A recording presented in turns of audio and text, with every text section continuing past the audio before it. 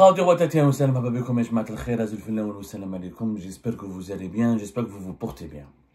C'est quand même incroyable. Le constat que nous allons faire aujourd'hui, que nous allons partager avec vous, c'est un constat qui est implacable. Il n'y a pas de contradiction là-dessus. Les images parlent d'elles-mêmes, les faits parlent d'eux-mêmes. On peut manifester contre la guerre à Gaza, à Tel Aviv, au cœur d'Israël. Je dis bien, on peut davantage et on peut manifester contre la guerre à Gaza et contre les crimes de l'armée israélienne à Gaza, en Israël, à Tel Aviv, mais on ne peut pas manifester contre la guerre à Gaza et les crimes de l'armée israélienne contre la population de Gaza à Alger. C'est incroyable, c'est la vérité, c'est la réalité d'aujourd'hui de cette nouvelle Algérie, et la réalité amère et catastrophique et extrêmement accablante et humiliante et honteuse que nous subissons, nous les Algériens et les Algériens. Le 5 avril. Alors, hier c'était le 5 avril, avant-hier c'était le vendredi 4 avril. Hier, le 5 avril, à Tel Aviv, des milliers de manifestants se sont réunis pour protester contre la politique du criminel Benjamin Netanyahu, qui a relancé la guerre à Gaza, qui a relancé les bombardements, qui a relancé les opérations militaires contre la population de Gaza depuis le 18 mars 2024, à peu près. 18 mars 2025, en plein cœur du mois du Ramadan. Des milliers de manifestants se sont réunis pour protester contre la politique de Benjamin Netanyahu à Israël. En fin de journée, des dizaines de milliers de personnes à Tel Aviv, tandis que d'autres manifestations beaucoup moins importantes ont pu avoir lieu dans d'autres villes du pays. Mais à Tel Aviv, il y a eu des milliers de manifestations. À Tel Aviv, pour protester contre la reprise des violences, la reprise de la guerre, et pour dire que ça suffit, notamment les familles des otages qui sont encore entre les mains du mouvement de Palestiniens Hamas, ont participé. Beaucoup d'Israéliennes et d'Israéliens sont contre cette guerre, les images horribles, et ne veulent plus se taire pour ne pas être complices avec cette politique criminelle de Netanyahou, de son gouvernement. En Israël elle-même, vous pouvez aller voir les médias israéliens, voir les médias occidentaux, voir tout le monde. Il y a eu des manifestations en Israël elle-même. Et c'est pas la première fois. Il y a eu des manifestations, des mobilisations depuis le début de la guerre à Gaza. En Israël, dans les rues de Tel Aviv. À Alger, journée avant, le vendredi 4 avril, manifestation interdite.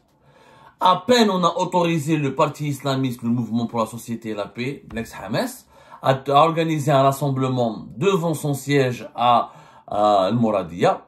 Ce rassemblement a été quadrillé par les services de sécurité. Il y avait beaucoup plus de policiers en tenue et des policiers en civil que de manifestants. Il y avait entre 800 et 900 manifestants qui ont voulu se rassembler à Alger devant le siège du MSP. Ensuite, ils ont tenté d'aller marcher ils voulaient aller marcher jusqu'au siège de l'ambassade des États-Unis d'Amérique. Ils ont été interdits, on les a empêchés. Partout dans les entre-rues d'Alger, dans toutes les places publiques d'Alger, j'ai parlé avec énormément de sources oculaires et des sources sécuritaires et des simples témoins oculaires, des policiers partout, des blindés de la police algérienne partout, les services de sécurité, les services secrets, les civils, les renseignements généraux, les policiers en tenue, les forces anti-émeutes. Alger a été quadrillé. On dirait c'est des rassemblements contre le pouvoir algérien, contre l'Algérie elle-même. Et pourtant, ce sont des appels qui ont circulé ce vendredi, comme partout à travers le monde, surtout dans le monde arabe et dans le monde musulman, pour manifester contre les crimes que subissent les Palestiniens de Gaza, et pour exprimer la solidarité des peuples du monde entier, notamment des mondes musulmans et arabes, avec le peuple palestinien et la population de Gaza. Il n'y a rien de grave, il n'y a rien de politique là-dessus, enfin il n'y a rien, tout est politique, il n'y a rien de subversif, il n'y a rien de criminel, il n'y a rien de menaçant, de dangereux pour la stabilité ou la sécurité de l'Algérie. Mais comme toujours, on ne veut pas que les Algériens et les Algériens reprennent le contrôle de la rue, remanifestent dans les rues ou reprennent un petit peu leurs activités de manifestation dans les rues parce que ça fait peur aux dirigeants actuels, ça fait peur au pouvoir actuel. Faut dire la vérité. Le MSP, là, le MSP, c'est des hypocrites à la Kulihal. Ils utilisent la question, moi je leur fais aucune confiance, notamment de Abdelali Hassan Shrif, ancien candidat aux élections présidentielles. Quand il était candidat aux élections présidentielles, Il n'a pas défendu les libertés publiques et individuelles. Il n'a pas dénoncé l'autoritarisme, la dictature. Il parlait au contraire d'une Algérie qui est visée, qui est ciblée par des complots étrangers. Franchement, il a accompagné Tebboune. Rappelez-vous, le patron de l'actuel dirigeant du MSP qui a été candidat aux élections présidentielles anticipées de septembre 2024. C'était un accompagnateur. C'était un compagnon de Tebboune pour la campagne électorale. C'est d'ailleurs la campagne électorale la plus drôle du monde, où les concurrents du président, du candidat sortant qui veut faire un deuxième mandat, sont pratiquement d'accord avec lui sur tout. Ils divergent avec lui sur quelques points. Abdelali Hassan Echelli, qui chantait la gloire du pouvoir algérien et qui a fait le pion, qui a joué le rôle de l'acteur et du figurant pour les élections présidentielles anticipées, il vient lui-même demander, voilà, il faut briser la pression et le silence. Il demande aux autorités algériennes de permettre au peuple d'exprimer sa position, d'exprimer sa solidarité. Nous ne voulons pas que les Algériens s'affrontent, nous voulons qu'ils s'unissent pour le bien et la Palestine. Il y a de l'hypocrite, il y a de الشاموتي كما نقولوها في السكاش تاع رمضان. يعني ما هضرتهاش الهضره هذه، على ما قلتهاش في les élections présidentielles anticipées. Quand tu étais candidat, tu as récolté entre 1 et 2%, où les autorités algériennes, le pouvoir était obligé de gonfler les chiffres pour te donner un SMIC de la dignité. Tu n'as même pas pu récolter 1 ou 2%. Maintenant, tu viens nous donner des leçons sur la liberté, sur s'exprimer en utilisant la question palestinienne. En fait, l'instrumentalisation de la question palestinienne, elle est autant honteuse, elle provoque la honte.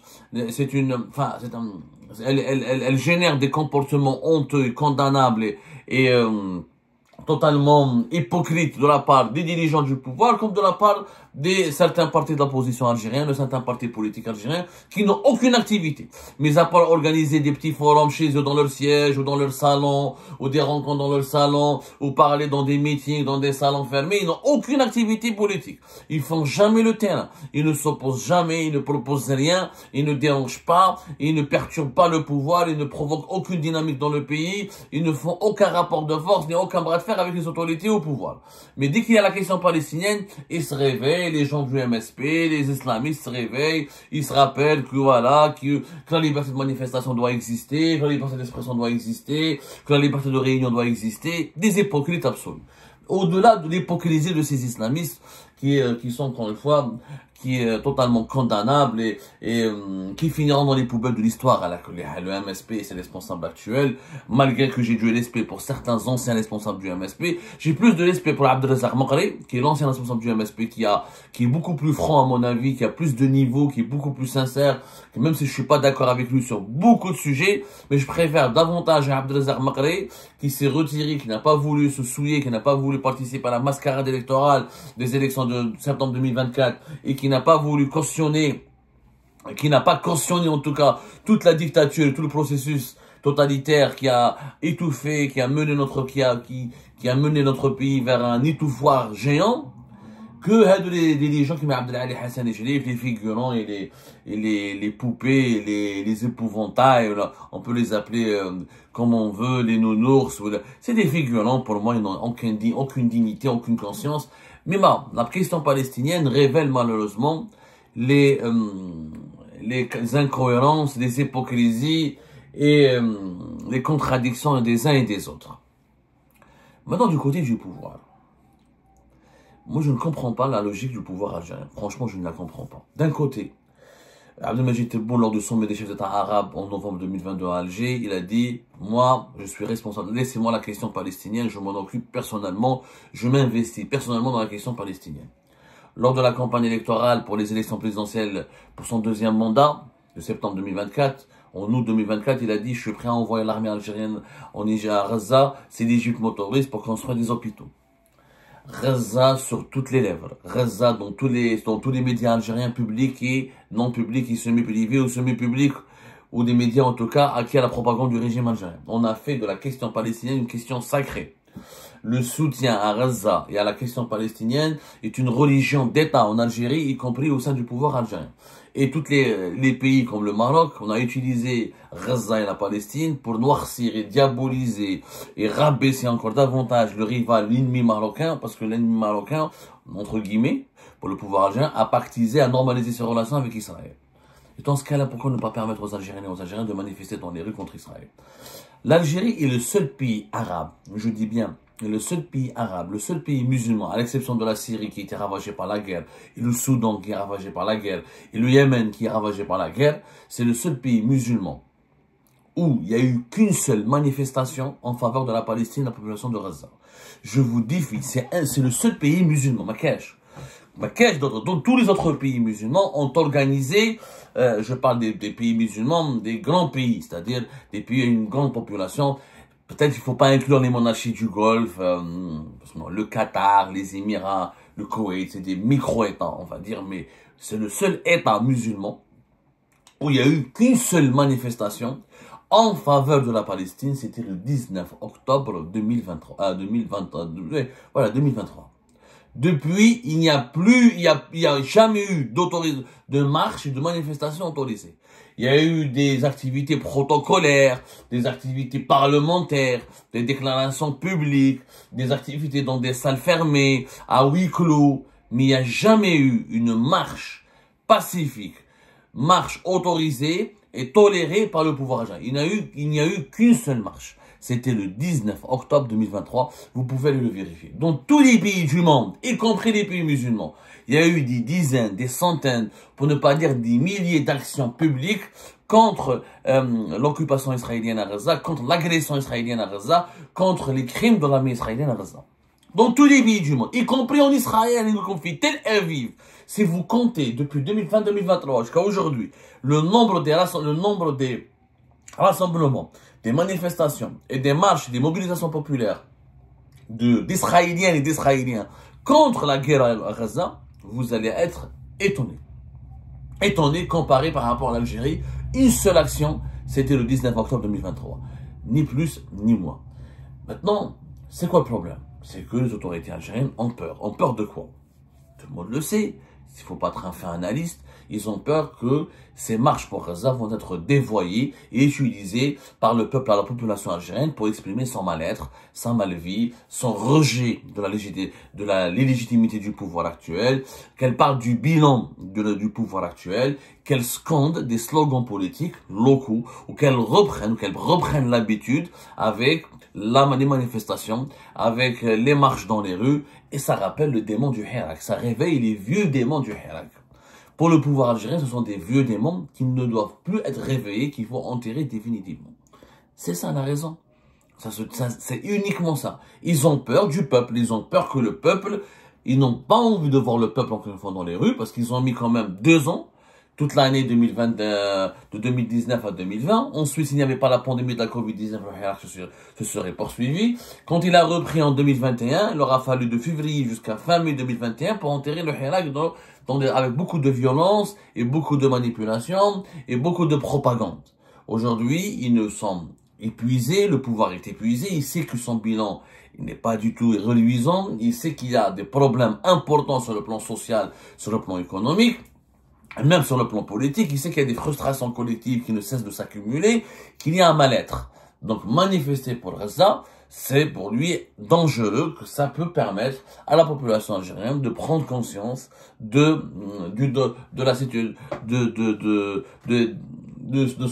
l'insatisfaction, pourrait être l'insatisfaction qui anime profondément la population algérienne, pourrait donner naissance à un sentiment de révolte, et cette révolte populaire qui inquiète les autorités algériennes.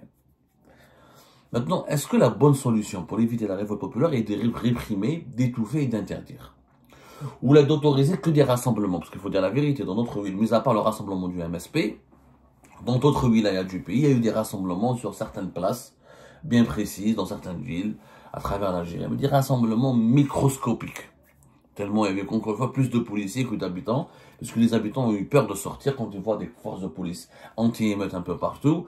Et ça n'incite pas les familles ni les jeunes à aller manifester parce qu'ils n'ont pas envie d'aller vers l'affrontement. Est-ce que, pour éviter... La question est très simple. Ok, le risque d'une révolte populaire en Algérie, on va dire, il est sérieux, il est fondé. Et qu'il pourrait avoir des frustrations sociales et populaires qui pourraient s'agréger autour de la question palestinienne et que la population finirait par dériver de la question palestinienne vers les problèmes politiques internes. Mais est-ce que la solution pour éviter ce risque ou pour éviter ce scénario, est-ce que la répression, l'interdiction, l'étouffement est la solution? Pas du tout.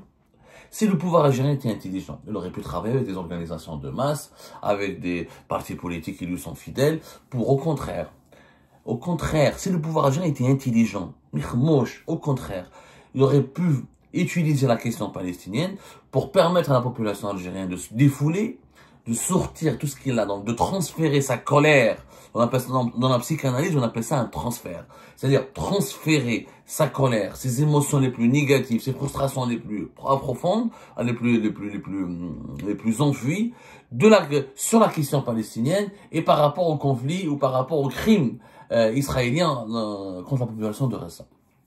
Ça aurait pu être un défouloir collectif géant qui aurait pu permettre ensuite d'apporter de la sérénité et de faire sentir à la population algérienne qu'elle existe en tant que population, qu'elle peut exister en tant que société civile, et qu'au moins, concernant la Palestine, elle peut marcher dans les rues de son pays, elle peut respirer, elle peut dénoncer des crimes contre l'humanité, elle peut dénoncer des crimes de masse, elle peut exprimer sa colère, et en exprimant sa colère, on peut se sentir mieux. On peut dégager la détresse qui nous étouffe, cette détresse qui nous accable. Bien sûr, il va y avoir, on peut pas contrôler des milliers de personnes. On peut pas contrôler ce qu'ils vont dire, ce qu'ils vont prononcer, mais c'est pas grave. C'est des slogans contre le pouvoir, c'est pas grave. À partir du moment où tu les laisses s'exprimer, il n'y a pas de trouble à l'ordre public. Il n'y a pas d'équipement public qui soit saccagé. Il n'y a pas de la casse. Il n'y a pas de violence. Laissons les Algériens s'exprimer. Au contraire. Plus les frustrations s'accumulent, plus la population peut se radicaliser, et plus la colère peut exploser, et ce jour-là, la violence serait inévitable.